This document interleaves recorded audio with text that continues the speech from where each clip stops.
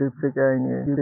DeepSeek AI এর কেন এত হাই? কেনই বা এনভিডিয়ার মার্কেট শেয়ারে ধস নেমেছে? ডিপসিক হলো একটি চাইনিজ এআই কোম্পানি। এটি মাত্র 2 মাসে তৈরি করা হয়েছে। এটি তৈরিতে $1 মিলিয়ন খরচ হয়েছে। DeepSeek AI ChatGPT K head to head competition দিচ্ছে। চ্যাটজিপিটি যেসব ফিচারের জন্য সাবস্ক্রিপশন নিচ্ছে ওইসব ফিচার সবাইকে ফ্রিতেই দিবে। ডিপসিক সবার নজরে আসার আসল কারণ হলো অল্প খরচে স্বল্প মূল্যে হার্ডওয়্যার ব্যবহার করে ChatGPT K head to head competition দেয় এমন এআই তৈরি করে ফেলেছে। এটি আলোচনায় আসার আরেকটি বড় কারণ হলো এটি ওপেন সোর্স হওয়ায় যে কোনো কোম্পানি নিজের মতো ব্যবহার করতে পারবে এবং নিজের মতো ট্রেন করে নিতে পারবে।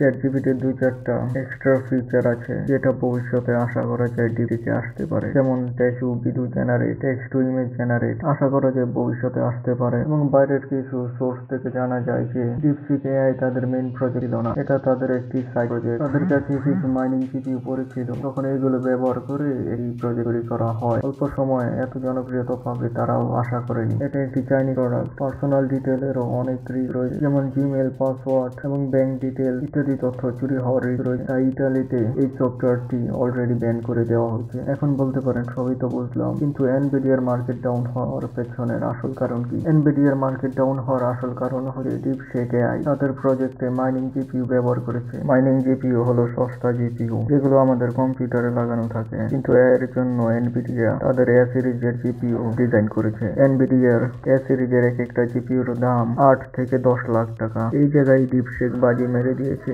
এর জন্য সস্তা জিপিইউ ব্যবহার করে পুরো বিশ্বকে তাক লাগিয়ে দিয়েছে। এক কথায় বলতে পারেন গার্বেজি দিয়ে গ্রাউন্ড ব্রেকিং প্রোডাক্ট তৈরি করে ফেলেছে। চায়নার ডিপসিক একটি মডেল বের করেছে যার নাম হলো ইমার্সিভ R1, যেটা ওপেন এআই এর উবেন মডেলকে হিউজ মার্জিনে বিট করে। তাদের উবেন মডেল ব্যবহারের জন্য $200 চার্জ করে, যে জায়গায় তাদের R1 মডেল ফ্রিতে সবাইকে প্রোভাইড করে। ডিপসিক এআই সম্পর্কে ডেভিড টাক, South African and American entrepreneur, ফক্সের এক ইন্টারভিউতে বলেন, আমাদের কাছে শক্ত প্রমাণ আছে যে চ্যাটজিপিটি থেকে তথ্য চুরি করেছে। মানে চ্যাটজিপিটি দিয়ে ডিপসিককে ট্রেন করানো হয়েছে। সব মিলিয়ে বলতে গেলে এনার কথা হলো চায়না এআই বানাইতেই পারে না, সব ডাটা আমাদের কাছে চুরি করেছে। আমাদের ডাটা চুরি করে বর্তমানে এই জায়গায় পৌঁছেছে। ডিপসিক ওপেন এআই এর সিইও স্যাম অল্টম্যান একটি প্রতিবেদন দিয়েছেন যে আমি আমার এমপ্লয়ীদের সাথে কথা বলছি, পরামর্শ নিচ্ছি এবং বোঝার চেষ্টা করতেছি এটাকে চুরি বলা যায় কিনা। হুয়াওয়ের মতো Chinese AI company DeepSeek AI of হয়ে যাওয়ারই সম্ভাবনা বেশি।